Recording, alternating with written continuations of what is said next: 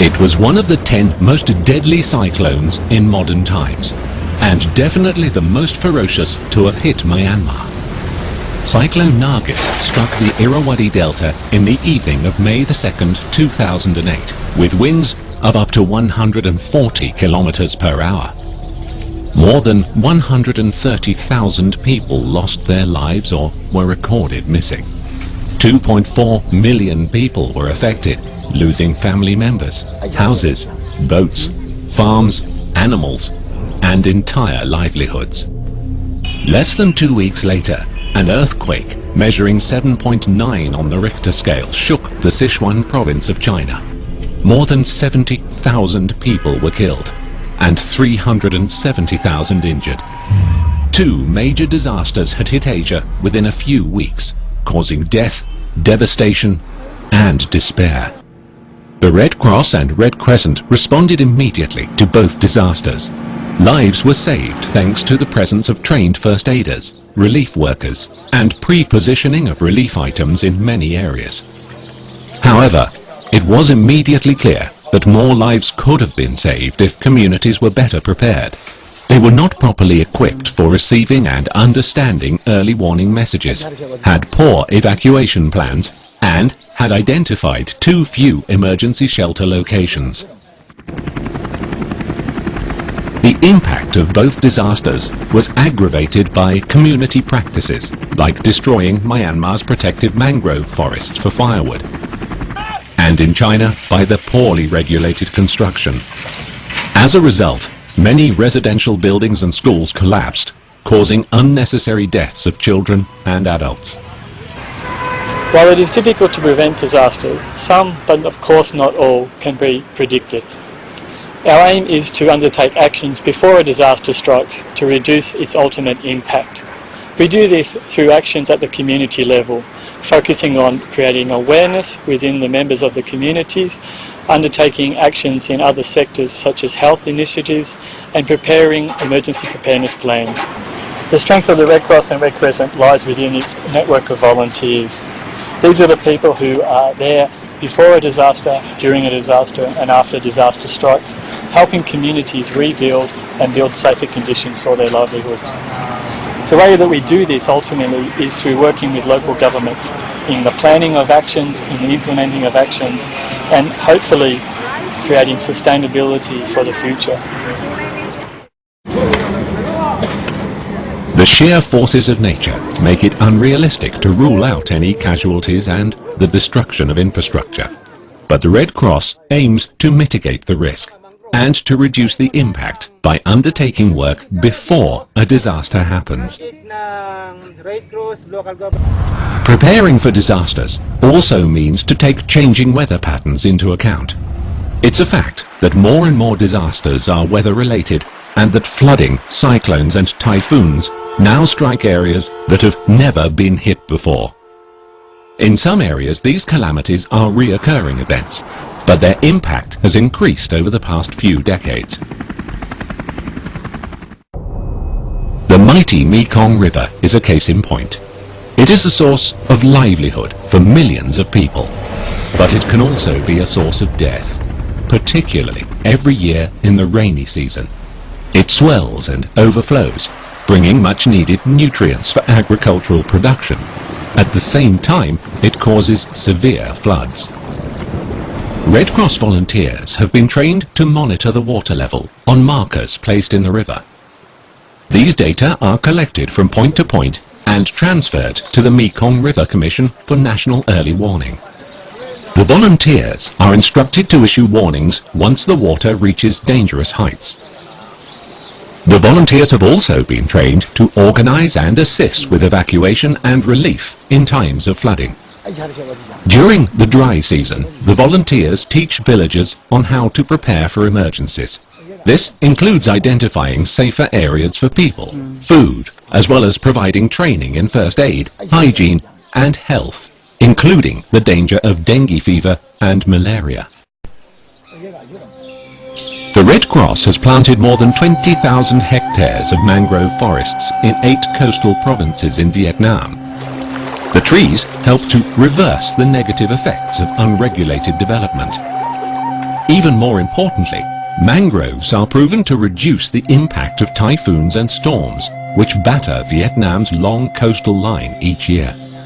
They also help protecting sea dikes and property. School children are intentionally involved in these projects. They learn about the virtues of trees at school and are encouraged to plant them with their own hands in the muddy sands along the coast.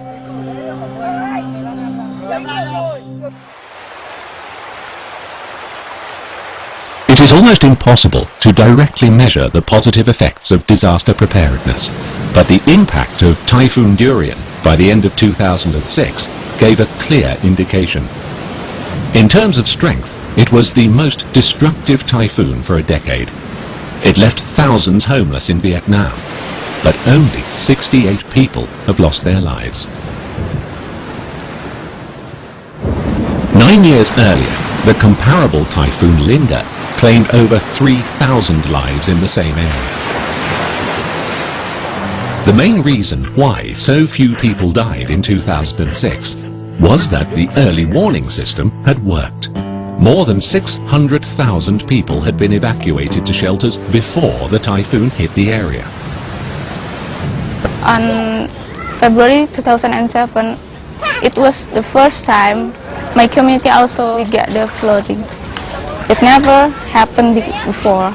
I think the weather is changing. Indonesian Red Cross has always been a pioneer on climate change issues.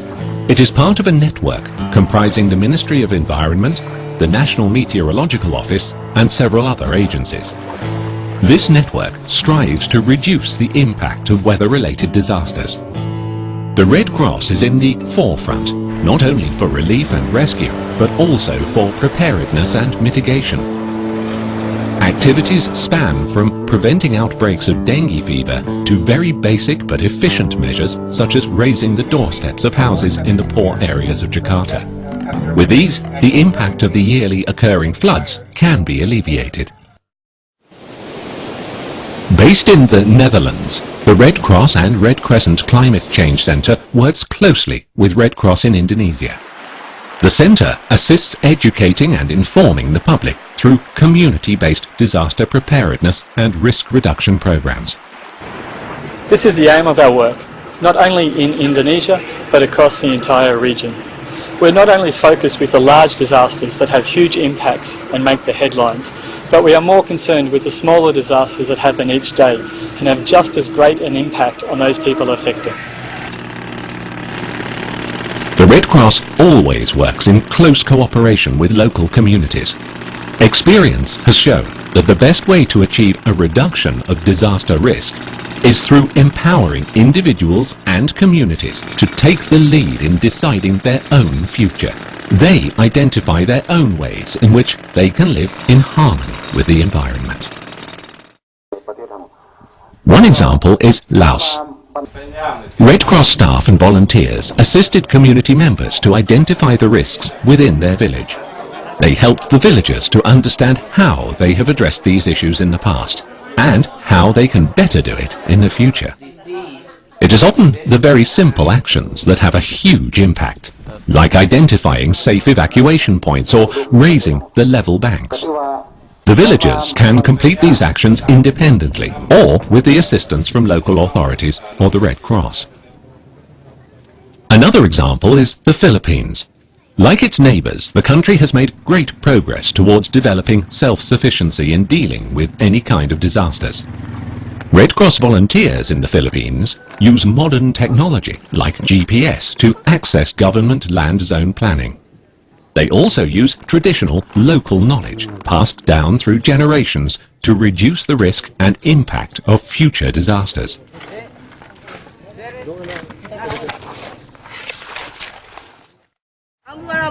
The Red Cross and Red Crescent movement is aware that it needs to do more in order to reduce the impact caused by disasters, small or big. National societies have two distinctive advantages: an auxiliary role to that of the government, and a wide network of members and volunteers in every corner of the world. With this in mind, the Red Cross and Red Crescent is building on its successful experiences to develop new and improved approaches geared to reduce the impact of disasters. By now, 20% of all emergency appeals are allocated to risk reduction. This number illustrates how serious the movement has become about this issue.